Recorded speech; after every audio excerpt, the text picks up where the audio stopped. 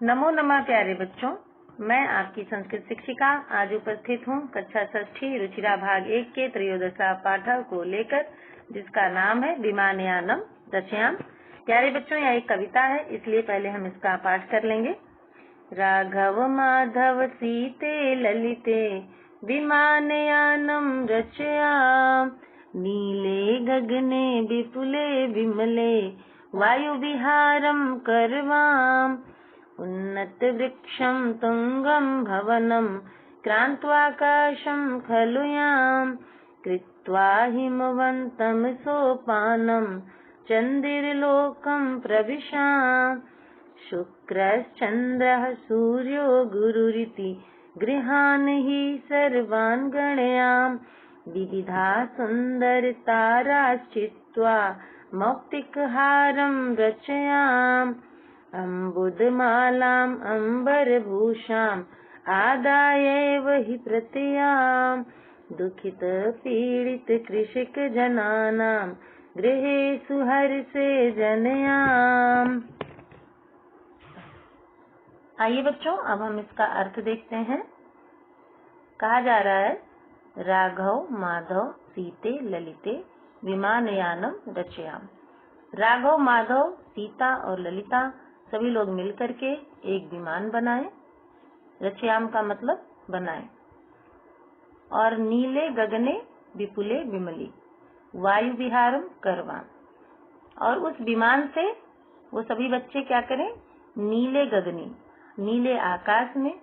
और आकाश कैसा है, विपुले, बहुत ज्यादा बड़ा है, विस्तृत है, और जो कि स्वच्छ है। तो स्वच्छ और बहुत ही विस्तृत नीले आकाश में वायु विहारम करवाम, उस विमान से हम वायु विहार करें, अर्थात वायु में सैर पर जाएं। आगे देखते हैं। उन्नत वृक्षम तुंगम भवनम क्रांत्वाकाशम खलुयाम। उन्नत वृक्षम, उन्नत का मतलब होता है बहुत ज्यादा बड़ा या जो ऊंचा है, ऊंचे वृक्ष। तुंगम भवनम, और तुंगम का मतलब है ऊंची इमारतें, भवन इमारतें, तुंगम मतलब ऊंची। तो उन्नत वृक्षम, ऊंचे ऊंचे वृक्ष और ऊंचे भवनों को, जिसको आप बिल्डिंग कहते हैं, बड़ी बड़ी बिल्डिंगों को। क्रांत्वाकाशम खलुयाम, क्रांत्वाकाशम, क्रांत्वा मतलब करके, क्रांत्वाकाशम खलुयाम पार करके। यहाँ पर क्रांत्वाकाशम का मतलब है पार करके, खलुयाम निश्चित रूप से जाएं, याम मतलब जाएं। उन्नत वृक्षम, ऊंचे वृक्षों पर और ऊंची इमारतों को पार करके आकाश में जाएं। यहाँ पर इसका यही अर्थ है। कृत्वा हिमवंतम सोपानम, कृत्वा मतलब करके, हिमवंतम बर्फ की, सोपानम सीढ़ी बना करके, चंद्र लोकम प्रविशान चंद्रमा के लोक में प्रवेश करें। यहाँ पर आकाश में जाने की बात हो रही है, तो वहीं पे चंद्रमा भी होता है, तो वही कहा जा रहा है कि चंद्रमा के लोक में हम प्रविशान मतलब प्रवेश करें। आगे देखते हैं। शुक्र चंद्र सूर्यो गुरुरिति, यहाँ पर ये ग्रहों के नाम दिए हुए हैं। शुक्र, चंद्रमा, सूर्य और गुरु, ये सभी जो ग्रह हैं, ग्रहान, सभी ग्रहों को, सर्वान मतलब सभी, सभी ग्रहों को, गणयाम मतलब गिने। अर्थात जब हम विमान पर जाएंगे तो वहाँ पर क्या होगा, सभी जो शुक्र चंद्र सूर्य और गुरु आदि ग्रह हैं उनको हम गिनेंगे। फिर विविधा सुंदर ताराश्चित्वा मौक्तिकहारम रचयाम, यहाँ पर कल्पना की जा रही है कि जो विविध मतलब बहुत तरीके के, बहुत सारे प्रकार के जो सुंदर सुंदर तारे हैं, उनको चित्वा मतलब चुन करके, मौक्तिकहारम मोती का हार, रचयाम मतलब बनाएं। आइए अब आगे देखते हैं। अम्बुद मालाम अंबर भूषाम आदाये वही प्रतियाम। अम्बुद मतलब होता है बादल, मालाम मतलब माला को, तो बादलों की माला को, और अंबर भूषाम, अंबर मतलब आकाश, भूषाम मतलब शोभा, तो अंबर भूषाम आकाश की शोभा को आदाय मतलब ले करके, ही प्रतियाम मतलब लौटें। बादल की माला को, आकाश की शोभा को लेकर ही लौटें। दुखित पीड़ित कृषिक जनाना गृहेषु हर्षे जनयान। तो जो दुखित हैं, पीड़ित हैं, ऐसे कृषिक जनाना, कृषक लोगों को गृहेषु मतलब घर में, हर्षे खुशी, जनयाम उत्पन्न करें।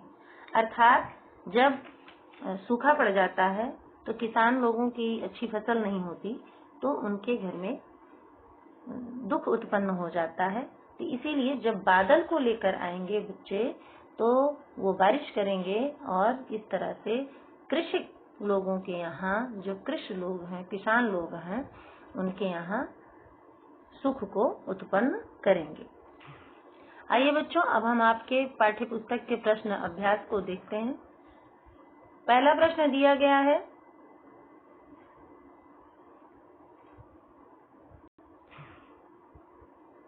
पाठे दत्तम गीतम सस्वरम गाय।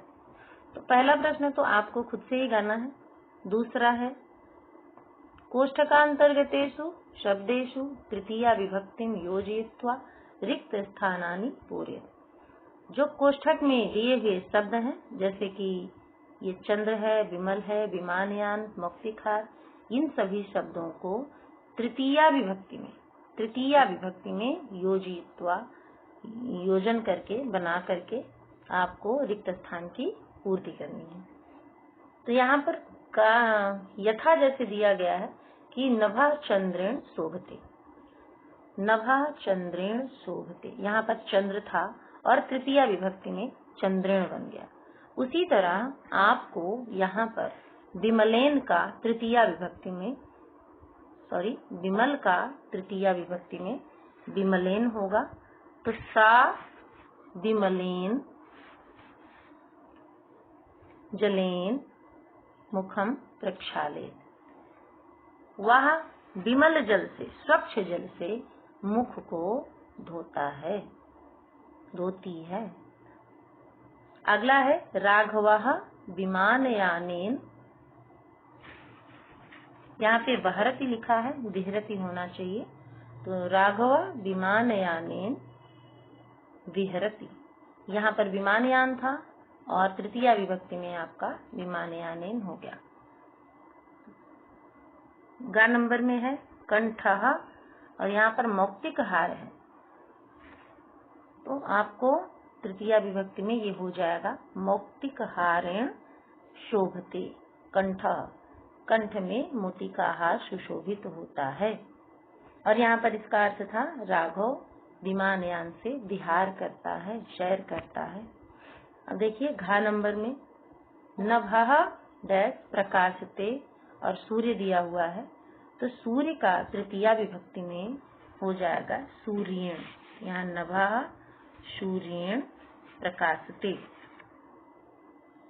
फिर अगला है अंगा नंबर, पर्वत शिखरम डैश आकर्षकम दृश्यते। अब यहाँ पर आपकी अम्बुदमाला दी हुई है और ये अम्बुदमाला को तृतीया विभक्ति में बनाने पर अम्बुदमालया हो जाएगा। तो पर्वत शिखरम अम्बुदमालया आकर्षकम दृश्यते। पर्वत शिखर अम्बुदमालया, अम्बुद की माला से आकर्षक दिखता है, दिखाई देता है। अब आगे देखते हैं बच्चों, तीसरे नंबर पर है भिन्न वर्गस्य पदम चिन्ह। अर्थात जो भिन्न वर्ग है, जो सबसे अलग होगा यहाँ पर, उसी को आपको चुनना है। तो भिन्न वर्ग से, भिन्न वर्ग के पदम चिन्ह, पद को चुनना है। अब यहाँ पर देखिए जैसे लिखा हुआ है, यथा का मतलब होता है जैसे। यहाँ पर लिखा हुआ है सूर्य, चंद्र, अम्बुदः, शुक्र।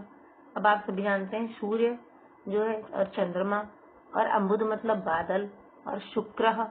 यहाँ पर ये तीन तो ग्रह हैं, सूर्य, चंद्र और शुक्र, और सबसे अलग है अम्बुद क्योंकि ये बादल है। तो यहाँ पर हम बादल को लिख देंगे। अब ऐसे ही अगला है क नंबर, पत्राणि पुष्पाणि फलानि मित्राणि। अब यहाँ पर ये तीनों पत्राणि, पुष्पाणि, पत्र मतलब पत्ता, पुष्प मतलब फूल, फलानि मतलब फल, तो ये तीनों तो आपके बाग से संबंधित हैं, जबकि मित्राणि जो शब्द है ये मित्र के लिए है, तो यहाँ पर सबसे अलग आएगा मित्राणि। अगला देखते हैं, जलचरः, खेचरः, भूचरः, निशाचरः। तो जलचर हो गया जल में रहने वाले, खेचरः आकाश में रहने वाले, भूचरः जमीन पर रहने वाले, निशाचरः और रात में रहने वाले। तो यहाँ पर सबसे अलग निशाचर हो जाएगा। अब अगला देखते हैं, ग नंबर, गावा, सिंहा, कच्छपा, गजा। गावा मतलब गाय, सिंहा शेर, कच्छपा कछुआ और गजा हाथी। तो यहाँ पर जो सभी ये जीव हैं, गाय, शेर और गज, ये जंगल में रहते हैं, जबकि कच्छपा आपका जल में रहता है। ये सबसे अलग है, इसलिए यहाँ पर तो यहाँ पर कच्छपा आ गया। अब अगला देखते हैं, घा नंबर, जो कि मयूरा, चटका, शुका, मंडूका। तो यहाँ पर मयूरा मोर, चटका चिड़िया, शुका तोता और मंडूका मेढक। तो यहाँ पर भी सबसे ज्यादा मेढक जो सबसे अलग है, बाकी सभी पक्षी हैं, तो यहाँ पर क्या हो जाएगा, मेढक। अगला देखते हैं, पुस्तकालय, श्यामपट्टा, प्राचार्य, शौचिका। अब पुस्तकालय और श्यामपट्टा और प्राचार्य ये तीनों स्कूल से संबंधित हैं। पुस्तकालय, श्यामपट्ट और प्राचार्य स्कूल से संबंधित हैं, और शौचिका जो है का मतलब होता है दर्जी। तो यहाँ पर सबसे अलग है दर्जी, और यहाँ पर हो जाएगा दर्जी। अगला देखते हैं, लेखनी, पुस्तिका, अध्यापिका, अजा। अब यहाँ पर देखिए, लेखनी मतलब लिखने वाली आपकी पेन, पुस्तिका आपकी बुक हो गई, और अध्यापिका आपकी टीचर हो गई। और यहाँ पर जो अजा है इसका मतलब है बकरी, इसलिए बकरी यहाँ पर सबसे अलग हो गई, और इसका उत्तर हो जाएगा अजा।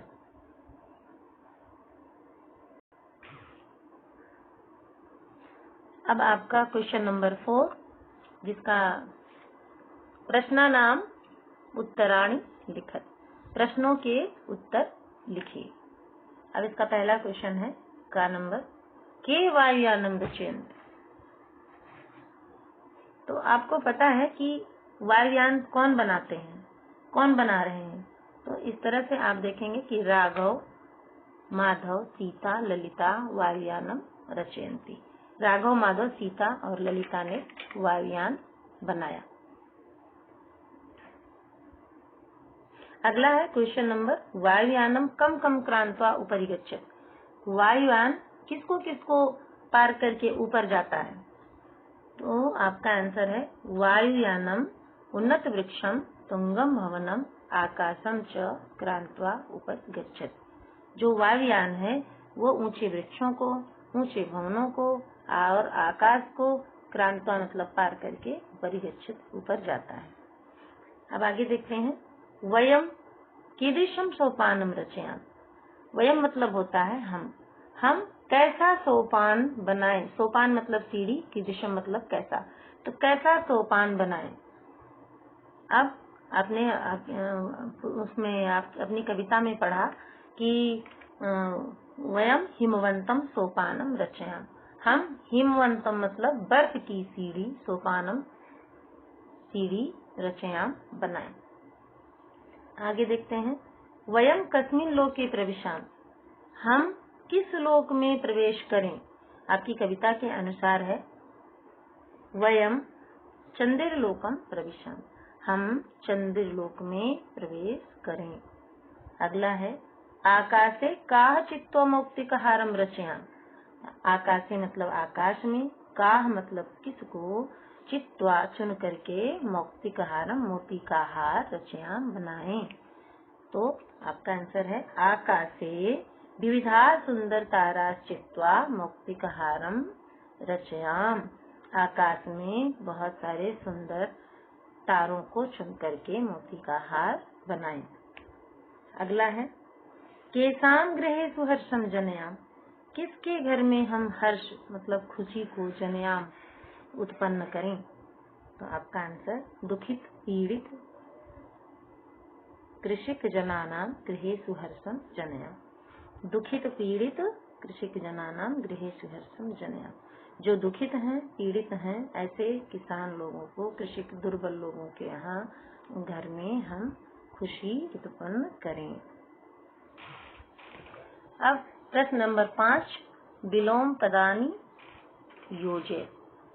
विलोम पदों को, पद मतलब होता है शब्द, यहाँ पे पदानी है मतलब शब्दों को, विलोम शब्दों को योजय मिलाइए। अब यहाँ पर दिया हुआ है उन्नतः, तो उन्नतः का होता है अवनतः।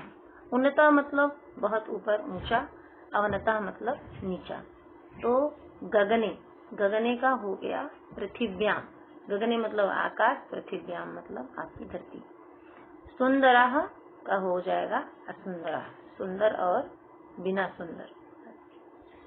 आगे देखते हैं चित्वा, चित्वा का मतलब चुन, चुन करके, और विकीर्य, इसका उल्टा हो जाएगा विकीर्य अर्थात फैला करके। यहाँ पर चित्वा मतलब चुनकर, विकीर्य मतलब फैला करके। अब दुखी, दुखी का उल्टा हो जाएगा सुखी, और हर्ष का विलोम हो जाएगा आपका शोक। विलोम का मतलब होता है जस्ट उसका उल्टा, तो यहाँ पर हर्ष और हर्ष का हो जाएगा शोका।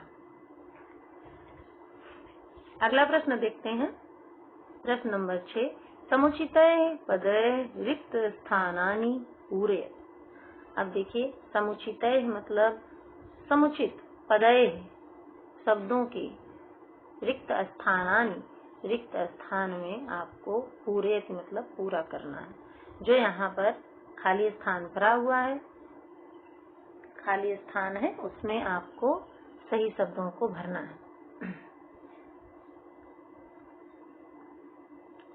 अब देखिए यहाँ पर दिया हुआ है कि विभक्ति प्रथमा, द्वितीया, तृतीया, चतुर्थी, पंचमी, षष्ठी, सप्तमी और संबोधन, और यहाँ पर एक वचन, द्विवचन, बहुवचन। तो ये जो सभी शब्द दिए हुए हैं आपको, भानु, साधवे, बटो, गुरो, शिशो, हे विष्णु, ये सभी क्या है? अकारांत शब्द है। जैसा कि आपको इसीलिए मैंने यहाँ पर भानु शब्द रूप को दे दिया है,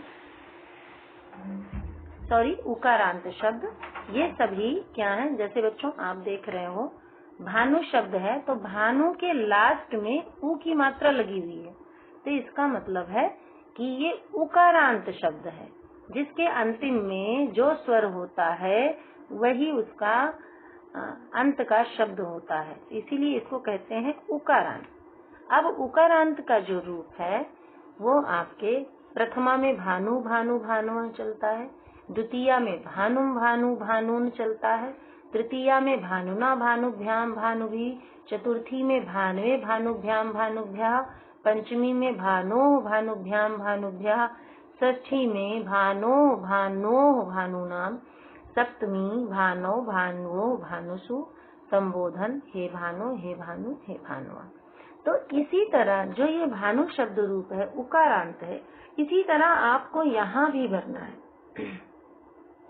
भानु शब्द के प्रथमा में जो रूप चल रहा है वो तो आपका लिखा हुआ है भानु भानु, यहाँ पर होना चाहिए था भानुवः, तो यहाँ पर भानुवः। अब इधर देखिए जब द्वितीया में आ गया तो द्वितीया में एक वचन में आपका आ जाएगा यहाँ पर देखिए बच्चों ये लास्ट जो गुरून दिया गया है, और यहाँ पर दो शब्द आपको भरना है। द्वितीया का एक वचन होगा भानु, तो यहाँ पर गुरु शब्द है तो आपको कर देना है गुरुम, गुरुम हो जाएगा, और लास्ट में यहाँ पर द्वितीया में द्विवचन में आपका गुरु शब्द का हो जाएगा गुरु, तो यहाँ पर आ गया गुरु। अब तृतीया में आपका जो भानु भानु शब्द रूप होता है उसका होता है भानुना, तो यहाँ पर पशु शब्द है, ये जो आप देख रहे हैं पशु, पशुभ्याम यहाँ लिखा था, ये पशु शब्द है, तो यहाँ का तृतीया एक वचन में आपका हो जाएगा भानुना, तो ऐसे ही यहाँ पर पशु है तो पशुना हो जाएगा। अब देखिए चतुर्थी में आपका है शब्द साधवे और यहाँ पर आपको भरना है तो चतुर्थी द्विवचन में आपका शब्द हो जाएगा साधुभ्याम, और चतुर्थी के बहुवचन में आपका हो जाएगा साधुभ्यः। पंचमी में वटोः है और वटोः का शब्द का आपका द्विवचन में हो जाएगा वटुभ्याम, और ऐसे ही आपको वटुभ्यः। फिर षष्ठी में गुरोः एक वचन में, और द्विवचन में आपका गुरुवोः, बहुवचन में आपका गुरुणाम्। फिर सप्तमी में एक वचन में शिशौ, और द्विवचन में आपका शिशवोः, और बहुवचन में आपका हो जाएगा शिशुषु। फिर संबोधन में विष्णु शब्द है, जिसका एक वचन में हो जाएगा आपका हे विष्णु, और द्विवचन में हे विष्णु, और बहुवचन में आपका हे विष्णुवः। प्यारे बच्चों, आपको ये भरने के लिए ये भानु शब्द रूप का याद होना बहुत जरूरी है, इसलिए आप इसको याद कर लीजिए। और जैसे इसके प्रथमा में दिया हुआ है, द्वितीया में दिया हुआ है, तृतीया में दिया हुआ है, लास्ट संबोधन तक दिया हुआ है, ऐसे ही इन शब्दों को आप इसी के हिसाब से भर लेंगे। आइए अब आपका अगला प्रश्न देखते हैं। प्रश्न नंबर 7, पर्याय पदानि योजयत। पर्याय का मतलब होता है पर्यायवाची शब्द, जिसका एकदम सेम अर्थ होता है, और पदानि मतलब शब्दों को, योजयत मतलब मिला। तो यहाँ पर गगने, गगने का मतलब है आकाश, तो आकाश का ही दूसरा नाम है आकाशे, और गगने दोनों एक ही नाम है, तो आप इन दोनों को मिला देंगे, ये दोनों पर्याय हैं, आपस में एक ही चीज है। ऐसे ही विमले है, तो विमले का आपका हो जाएगा निर्मले। विमले और निर्मले एक दूसरे के पर्याय हैं, अर्थात एक ही चीज है, जिसका मतलब होता है स्वच्छ, तो आपका इससे मिल जाएगा। फिर चंद्र जो शब्द है, इसका मतलब होता है, इसका पर्याय होता है निशाकरः। निशाकरः और चंद्रः एक ही चीज है, दोनों का सेम अर्थ है। अब यहाँ पर इसी तरह सूर्यः, सूर्य का मतलब है दिवाकरः। दिवाकरः और सूर्य एक ही चीज है, जिसका दोनों का मतलब होता है सूर्य। अब अम्बुद मतलब बादल, और अम्बुद का पर्याय पद है जलदः, मतलब जलदः और अम्बुदः दोनों एक ही चीज हैं, और ये दोनों समान अर्थ हैं, जिसका मतलब है बादल। प्यारे बच्चों, यहाँ पर आपका पाठ पूरी तरह से कंप्लीट होता है।